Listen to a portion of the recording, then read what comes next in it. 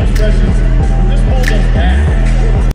Hey, I'm Frank. And I'm Anthony. And we're with Rodeo Rewind. And today we are with Mr. Paulo Crimber. You were a rider for a long time. And I know when we met, I think you were translating for some people. Yes, sir. And now you're coaching in teams. Yep, I mean, that's amazing. It is. It's just my dream job, I guess we can say that. After bull riding, you know, it was just something. PBR brought me here to America, and that's what I love to be in and involved with. And I've been very fortunate to be able to continue after my, injury, my neck and all that. It kind of kicked me out of the bull riding, but I was able to start as I judged first, and then translator, and then now as a coach. And then it's just something I really enjoy to do, just to not with teaching the guys to ride, because they're all professional, but they're all have some twinks we can help them up and get them straight and do better, just to get better at it, and that's what we try to do. Well, we were talking in Cheyenne for that very first team event, and we were talking that it is possibly teams may be where the next great riders come from, because they are really training in a different way, right? They have coaches, they have resources, medical resources, sports science resources. It is different than going to ride a practice bull with somebody who's giving you some ideas.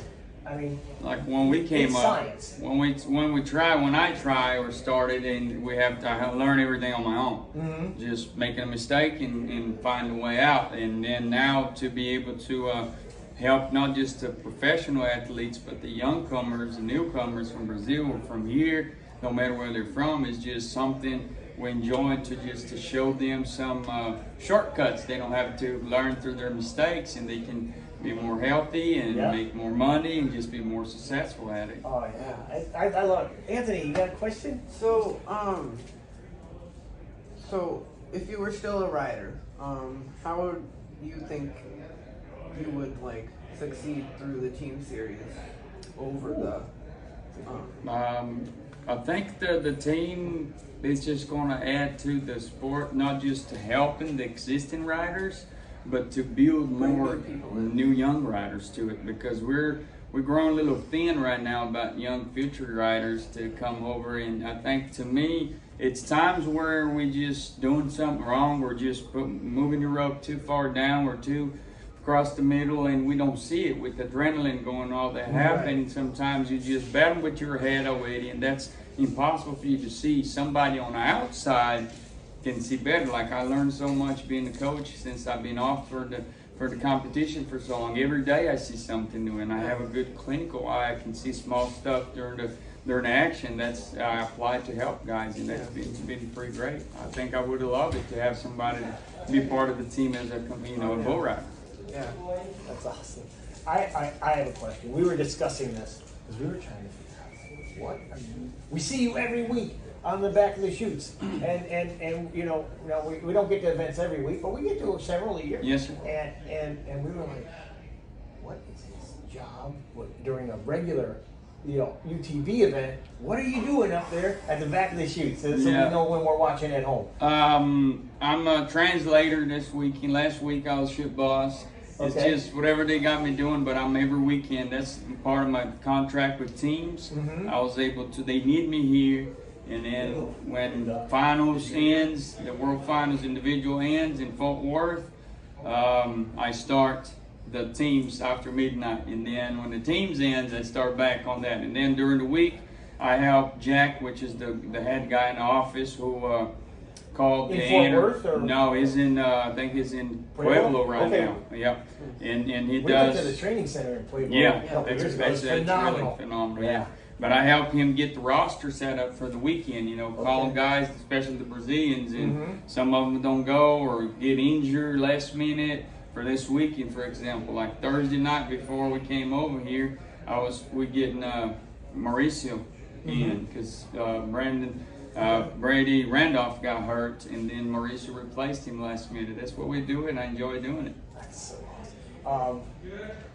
I don't have anything else. No, I just think. Anything you want to What's happening in your world that you want to share with people? I just pretty excited this year. My son John enjoyed the tour. He's right now, fortunately, he got his hand hurt in Canada, and he tried 2 events, and he was kind of afraid to go to the doctor, and they're going to tell him to not to come, and they did. He's going to be out for 4 to 6 weeks, but I think 4 weeks he'll be back in New York. But just to have him around with me traveling, that's really great. We bought a new place, and we're going to put a bull riding arena, a roping arena, just for us to play, have some time, and potentially have some be able to help somebody need some kids or riders or something. When I'm not hardly there, but when I'm there, I like to do that. But it's just having a life and being blessed. Do we get to come visit you one day down there? You bet.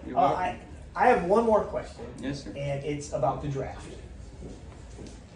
How, is it before the draft? Are you kind of figuring out, I want this guy, and is it a whole list, or is it, is there someone maybe you're like, I want him, and we'll trade to get that person?